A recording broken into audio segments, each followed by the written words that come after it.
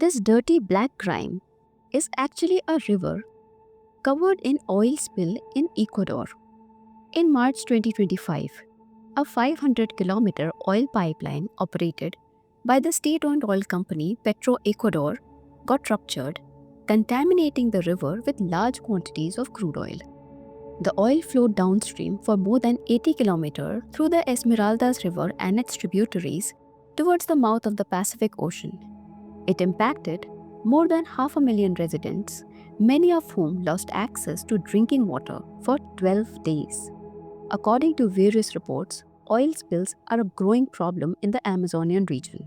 Ecuador's Ministry of Environment, in its Environmental and Social Repatriation Program, identified 4,600 oil pools, pits, and spill sites that occurred before June 2022, but only around 1,800 of these have been cleaned up.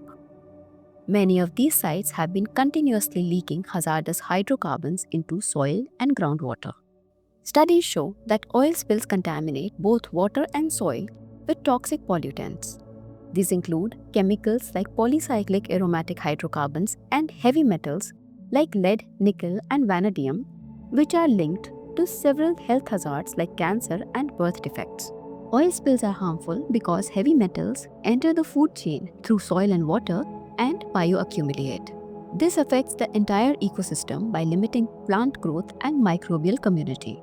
It also leads to a huge loss of plant and animal biodiversity, as the crude oil can create a layer on the surface of the water that prevents atmospheric oxygen from entering the water, suffocating aquatic species.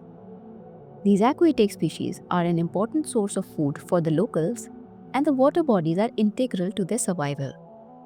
This is the reason why people, including those from the Quichua community, protested outside the Provincial Court of Francisco de Orellana in June 2025, demanding justice for the oil spill in 2020. They offered water and soil samples from the region to show long-lasting hydrocarbon contamination in natural resources. Pollution from the oil industry doesn't only happen following oil spills though. Gas flaring, the burning of excess natural gas during oil production, is another problem that locals face in the regions of Sucumbíos and Orellana provinces.